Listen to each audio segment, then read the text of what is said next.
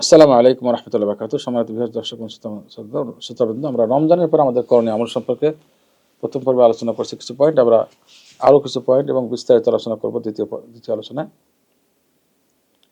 আর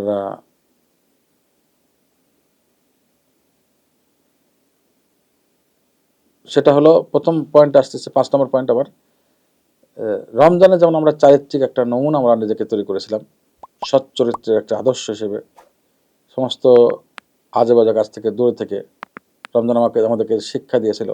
চারিত্রিক শিক্ষা সবর অনেক বড়। ইচ্ছা করলেই আমরা পানি পান করতে পারি না, তৃষ্ণা লাগলো, ইচ্ছা করলেই আমরা রোজা ভাঙতে পারি না, ইচ্ছা করলেই সিগারেট বিড়ি যারা অভ্যস্ত ছিল তারা একটু ত্যাগ করেছে, নফসকে কন্ট্রোল করেছে, সবর করেছে। পাপ করতে চাচ্ছে, করে নাই, রমজান রোজা নষ্ট হয়ে যাবে। রাগারাগি করে নাই, রোজা নষ্ট হয়ে যাবে, তাই না? গীবত শেখায়ত চগলখড়ি এগুলো করে নাই, রোজা নষ্ট হয়ে যাবে।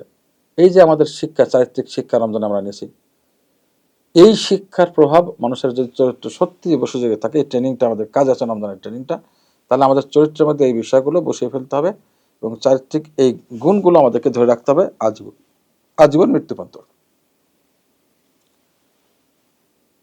তো যেমন রমজানে আমরা খুব শান্ত ছিলাম, রাগারাগি করতাম, মানুষ ক্ষমা করে দিতাম। এখন আবার খুব রাগারাগির অভ্যাস করা যাবে না, ক্ষমার অভ্যাসটাকে আবার নিয়ে আসতে হবে এবং চারিত্রিক যে গুণগুলো আমরা অর্জন করেছি সিয়ামের মাধ্যমে, এইগুলো কন্টিনিউ করতে হবে।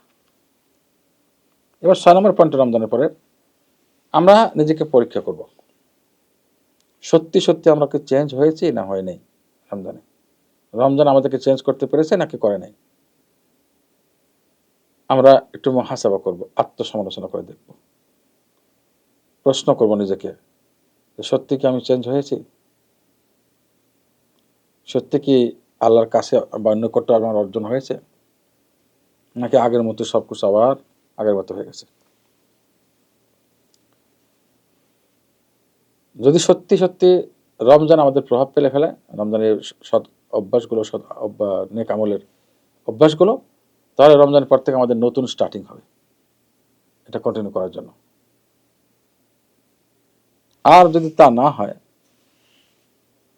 তাহলে বুঝতে হবে যে আমাদের ইমানের উপর প্রভাব ফেলেনি এবং চেঞ্জ হয়নি, পরিবর্তিত আমরা হয়নি। আমাদের তওবা ইস্তেগফার করে আবার নতুনভাবে নতুন আমলে ঝাঁপিয়ে পড়তে হবে। 7 নম্বর পয়েন্টে আসি, প্রতিনিয়ত আমাদের একটা নেক আমলের একটা রুটিন থাকতে হবে। প্রতিনিয়ত আমরা সালাত, 5 ওয়াক্ত নামাজ, ফরজগুলো তো আদায় করবো, ফরজগুলো আদায় করবো, 5 ওয়াক্ত নামাজ জামাতে আদায় করবো। প্রতিনিয়ত নফল বা সুন্নত মুআক্কাদা সালাত 12 রাকাত সেটা পড়বো। ধরুন ফজরের আগে 2 রাকাত, জোহরের আগে 2 2 করে 4, জোহরের পরে 2, মাগরিবের পরে 2 এবং ইশার পরে 2, এই 12 রাকাত আমরা কন্টিনিউ করবো। কারণ এই 12 রাকাত সালাত সবসময় পড়লে আল্লাহ জান্নাতে তার জন্য একটি ঘর তৈরি করবেন।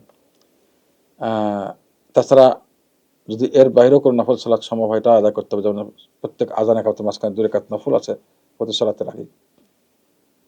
আসরের আগে 2 2 রাকাত করে 4 রাকাত নফল আছে আল্লাহ তাআলার রহমত পাওয়ার জন্য। আল্লাহ তাআলা রহমত করবে ব্যক্তিকে যে আসরের আগে 4 রাকাত সালাত আদায় করে, 2 2 রাকাত করে। তারপরে মাগরিবের আগে 2 রাকাত সুন্নাহ, এভাবে প্রত্যেক এশার আগে 2 রাকাত সুন্নাহ। এভাবে প্রত্যেকের সুন্নাহ, অতিরিক্ত সুন্নাহগুলো, নফলগুলো আদায় করার চেষ্টা করতে হবে। এরপর কোরআন তেলাওয়াত আমরা নিব, প্রত্যেক কিছু না কিছু কোরআন তেলাওয়াত করা এবং অর্থ বোঝা। যারা অর্থ জানি না, অর্থ তাফসির সহ, বাংলা অনুবাদ সহ আমরা ওটা পড়ি, বা অন্য অনুবাদ, ইংলিশ থেকে ইংলিশ, সঠিক গ্রহণযোগ্য অনুবাদগুলো এবং জানি। এবং বাস্তবে কোরআনের এই শিক্ষাগুলো আমরা বাস্তব জীবনে এগুলোর প্রতিফলন ঘটানোর চেষ্টা করবো এবং এগুলো সমাজে নিকটতম আত্মীয় স্বজন থেকে শুরু করে সমাজের সময়ের মধ্যে এর বাস্তব প্রতিফলন ঘটানোর চেষ্টা করতে হবে। এরপর রাত্রের সালাতের অভ্যাস ত্যাগ করলে হবে না, অন্তপক্ষে ন্যূনতম অভ্যাস রাখতে হবে 2 রাকাত, এটা আজীবন মৃত্যু পর্যন্ত। কারণ জান্নাতবাসীর বৈশিষ্ট্যের মধ্যে আছে যে মানুষ যখন ঘুমিয়ে থাকে তখন সে সালাত আদায় করে, অন্যাস নিয়াম, সালাত আদায় করে যখন মানুষ ঘুমিয়ে থাকে। যদি আমরা নিরাপদে জান্নাতে প্রবেশ করছি, এমনগুলো করতে হবে। প্রতিদিনের জিকির যেগুলো আছে, 5 ওয়াক্ত নামাজের পরে জিকির আছে, সকাল সন্ধ্যার জিকিরগুলো, সন্ধ্যা, এগুলো অনেক ফজিলত, অনেক উপকার আছে, কোনো সন্দেহ নেই। ঠিক মতো আদায় করতে হবে। এগুলো আমাদের রুটিনে রাখতে হবে, প্রত্যেকদিন রুটিনে রাখতে হবে। ওটা আমরা আদায় করেছি কিনা আমরা। প্রত্যেক দিন কিছু না কিছু সৎকার অভ্যাস করতে হবে। সামান্য হলো একটা সৎকার অভ্যাস যদি তৌফিক হয়। আর যারা মোকাফিরকে ওদের দিয়ে খেয়াল রাখতে হবে। আত্মীয় স্বজন গরিব থাকে তাদের খেয়াল রাখছে। জাকাত থেকে দিলে জাকাত থেকে দিন।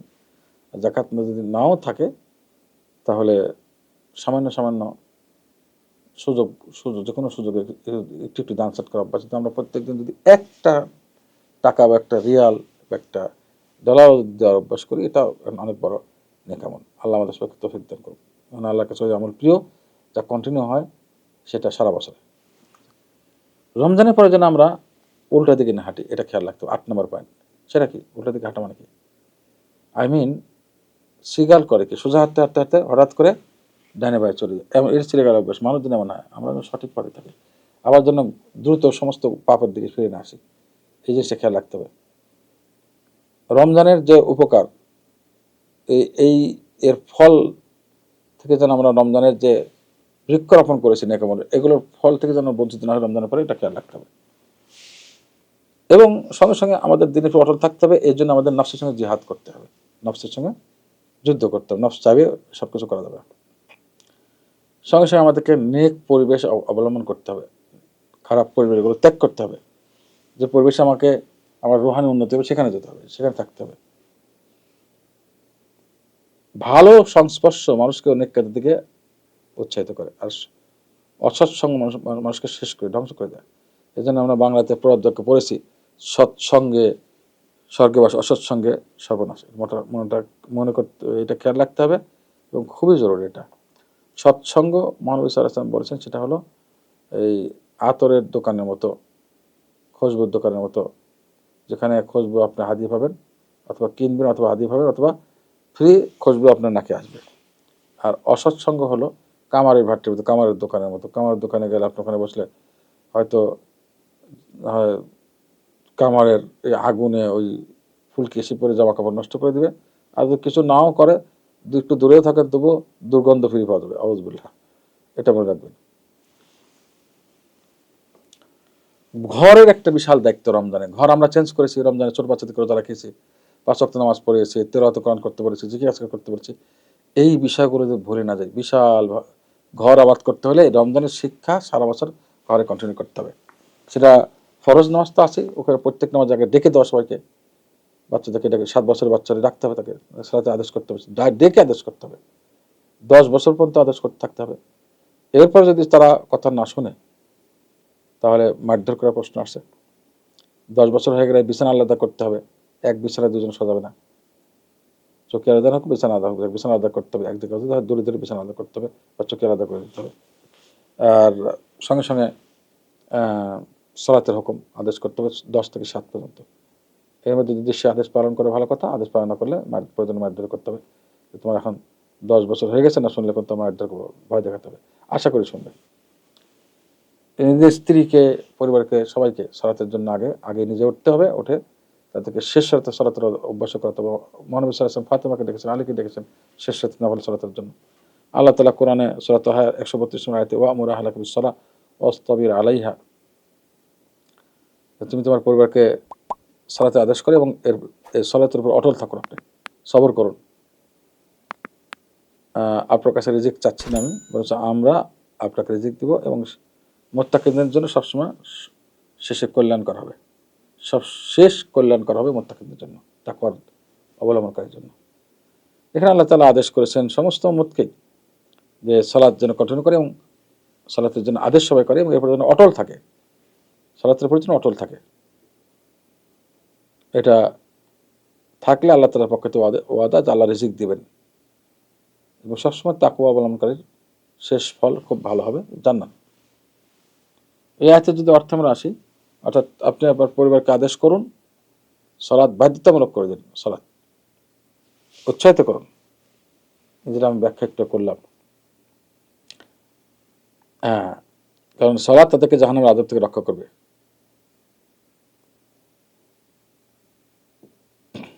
এবং পরিবারের সবাইকে এটা করতে হবে, আত্মীয় স্বজনকে ডাকতে হবে।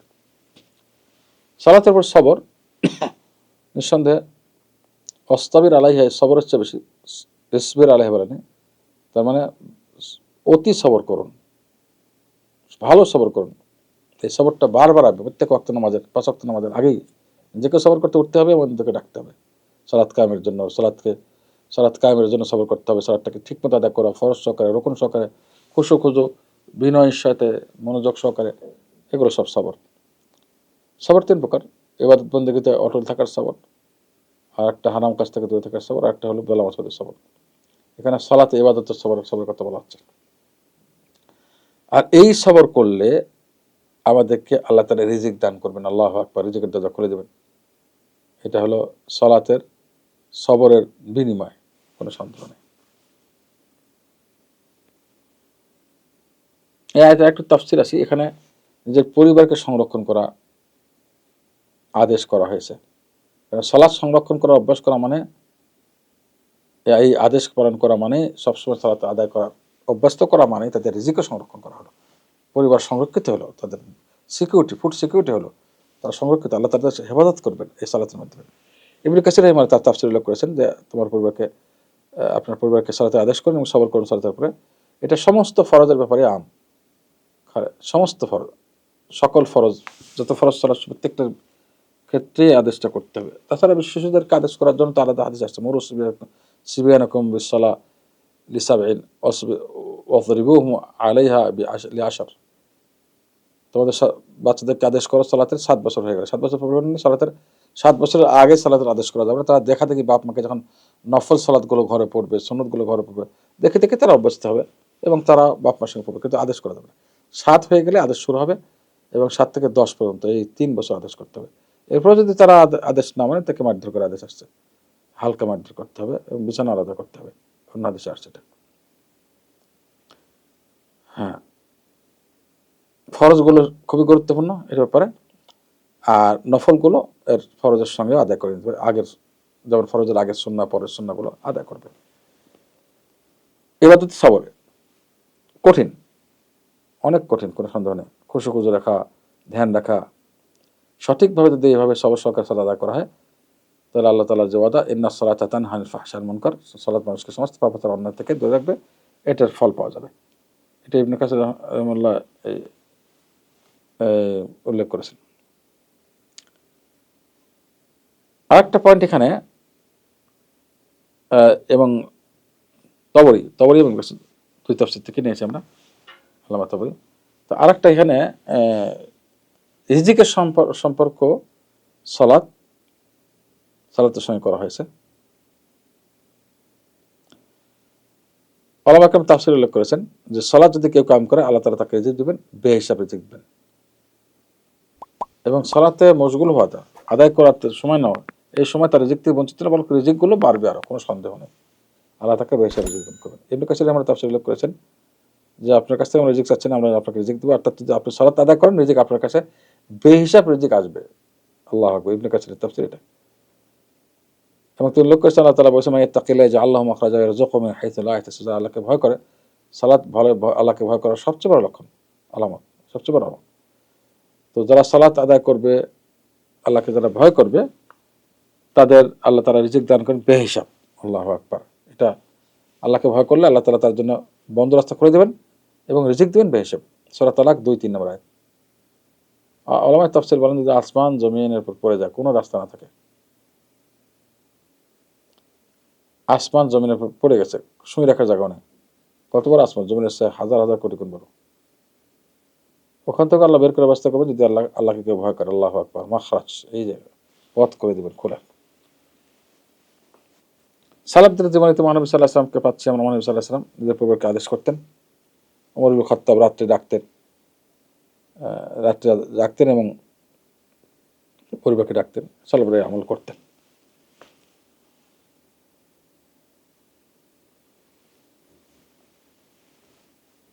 সালাত এবং তাওয়াক্কুলের জন্য আয়াতটা হলো প্রিন্সিপাল। এই আয়াতটা মনে রাখবেন যে একটা সূরা তালাকের 2-3 আয়াত, বারবার প্রয়োজনবাদী লিখে রাখুন, লটকে রাখুন মনে করার জন্য।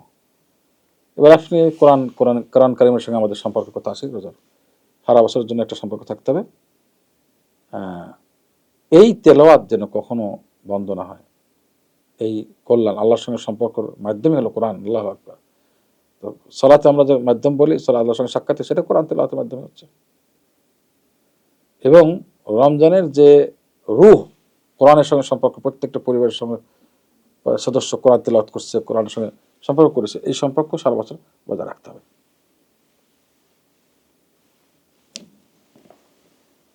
প্রকৃতপক্ষে রমজানের পরে জীবনটা শুরু হচ্ছে আমাদের আসল জীবন, যে রমজানে আমরা কতটুকু উপকার হলাম, আমাদের কি পাওয়ার বাড়লো, রোহানি পাহাড়, এই পাওয়ারটা আমাদের প্রকাশ পাবে রমজানের পরে এসে। এই জন্য প্রতিটা আমল, প্রত্যেকটা ক্ষেত্রে আমাদেরকে খেয়াল রাখতে হবে। খেয়াল রাখুন, যদি প্রকৃতপক্ষে আমরা রমজান থেকে শিক্ষা নিয়ে আমরা নিজেকে চেঞ্জ করতে পারি এবং রমজানের এই সিলেবাস যদি সারা বছর রাখতে পারি, তো সেখানে আমাদের নাজাত, সেখানে আমাদের কামিয়াবি, সেখানে আমরা সাকসেসফুল হবো ইনশাআল্লাহ। আমাদের বাকি জীবনটা আবাদ হবে, এই কথাগুলো মনে রাখতে হবে। বাচ্চাদের ব্যাপারে আমি কিছু কথা বলতে চাই, যে এখানে বাড়িটাকে আবাদ করেছি, আবার যেন বরবাদ না হয়, এবারে কিছু কথা আমার জরুরি।